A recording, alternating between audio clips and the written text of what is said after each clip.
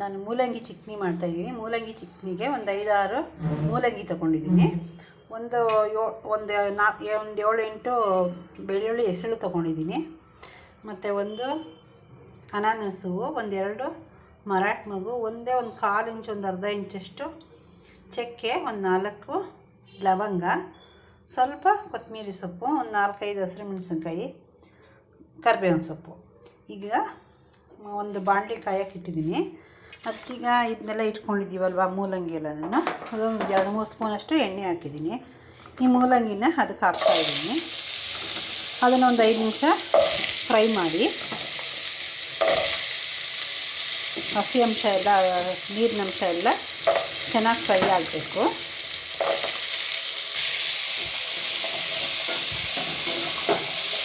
ಈಗ ಚೆನ್ನಾಗಿ ಒಂದು 5 ನಿಮಿಷ ಇದೇ ಥರ ಫ್ರೈ ಆದಮೇಲೆ ಇದಕ್ಕೆ ಒಂದು ಸ್ವಲ್ಪ ಹಸಿರು ಮೆಣಸಿನ್ಕಾಯಿ ಇವೆಲ್ಲ ಇಟ್ಕೊಂಡಿದ್ದೀವಿ, ಕರಿಬೇವಿನ ಸೊಪ್ಪು ಅವೆಲ್ಲವನ್ನು ಹಾಕ್ಕೊಳ್ಳೋಣ.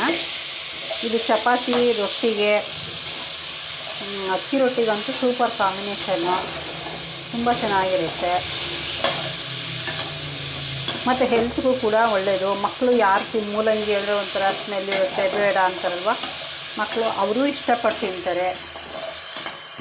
ಗ್ಯಾಸ್ಟ್ರಿಕ್ ಇರೋದಂತೂ ಬೇಗ ಇದು ಕ್ಯೂರ್ ಆಗುತ್ತೆ. ಇದು ಮೂಲಂಗಿ ತಿನ್ನೋದ್ರಿಂದ ಹೆಲ್ತ್ಗೂ ಒಳ್ಳೆಯದು.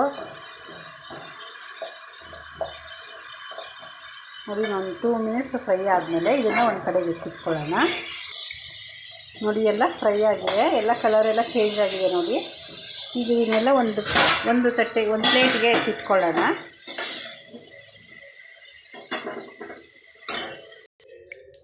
ಈಗ ಅದೇ ಬಾಣಲಿಗೆ ಈರುಳ್ಳಿ, ಕರಿಬೇವಿನ ಸೊಪ್ಪೆಲ್ಲ ಇಟ್ಕೊಂಡಿದ್ದೀವಲ್ವ, ಅದನ್ನು ಹಾಕ್ತಾಯಿದ್ದೀನಿ.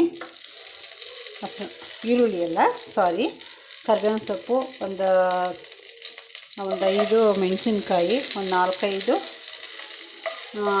ಬೆಳ್ಳುಳ್ಳಿ ಹೆಸಳು, ಮತ್ತು ಒಂದು ಅನಾನಸು, ಮರಾಠ ಮಗು, ಒಂದು 4 ಲವಂಗ, ಮತ್ತು ಕೊತ್ತಂಬರಿ ಸೊಪ್ಪು, ಇವೆಲ್ಲ ಚೆನ್ನಾಗಿ 1-2 ನಿಮಿಷ ಫ್ರೈ ಮಾಡಿ. ನೋಡಿ, ಫ್ರೈ ಆಗಿದೆ. ಈಗ ಇದನ್ನು ಮೂಲಂಗಿ ಎಲ್ಲ ಫ್ರೈ ಮಾಡಿ ಇಟ್ಕೊಂಡಿದ್ದೀರ ಅದೇ ತಟ್ಟೆಗೆ ಒಂದು ಸೈಡ್ ಆದಂಗೆ ಹಾಕ್ಕೊಳ್ತೀನಿ. ಸ್ಟವ್ ಸಿಮ್ ಮಾಡ್ತಾಯಿದ್ದೀನಿ. ಈಗ ಇದಕ್ಕೇ ಸಾಸಿವೆ ಹಾಕ್ತಾಯಿದ್ದೀನಿ. 1-2 ಸ್ಪೂನ್ ಎಣ್ಣೆ ಅಷ್ಟು ಹಾಕಿದ್ದೀನಿ. ಅದಕ್ಕೆ ಸಾಸಿವೆ ಹಾಕ್ತಾಯಿದ್ದೀನಿ ಒಗ್ಗರಣೆಗೆ. ಈಗ ಕರಿಬೇವಿನ ಸೊಪ್ಪು ಇಟ್ಕೊಂಡಿದ್ದೀನಿ, ಅದನ್ನು ಸ್ವಲ್ಪ ಹಾಕ್ತಾಯಿದ್ದೀನಿ.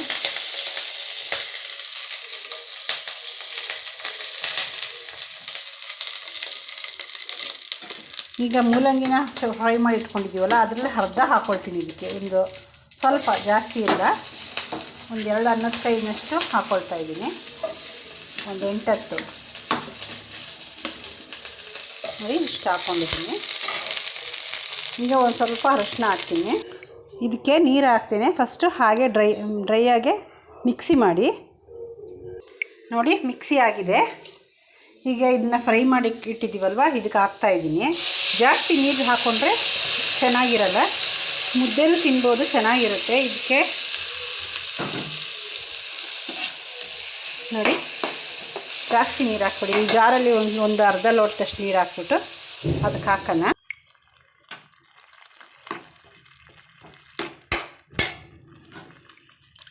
ನೋಡಿ, ಒಂದು ಅರ್ಧ ಲೋಟದಷ್ಟು ನೀರು ಹಾಕಿದ್ದೀನಿ.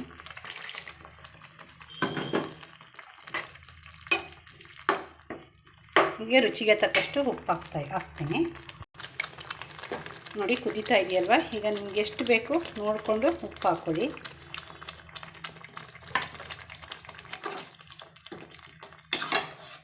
ಉಪ್ಪು ಹಾಕ್ಬಿಟ್ಟು ಒಂದು 5 ಮಿನಿಟ್ಸು ಲಿಡ್ ಮುಚ್ಚೋಣ, ಹಾಗೆ ಬೇಯಲಿ. ನೋಡಿ, ಆಗಿದೆ, ಎಷ್ಟು ಚೆನ್ನಾಗಾಗಿದೆ. ಇದು ರೊಟ್ಟಿ ಮತ್ತು ಮುದ್ದೆಗೂ ಚೆನ್ನಾಗಿರುತ್ತೆ, ರೈಸ್ ಜೊತೆ ಅಂತೂ ಸೂಪರಾಗಿರುತ್ತೆ.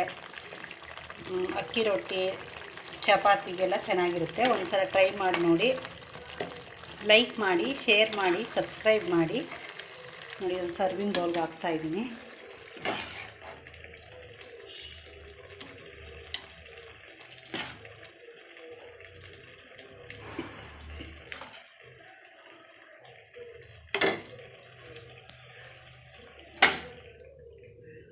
ಎಷ್ಟು ಚೆನ್ನಾಗಿ ಕಾಣಿಸ್ತಾ ಇದೆಯಲ್ವಾ.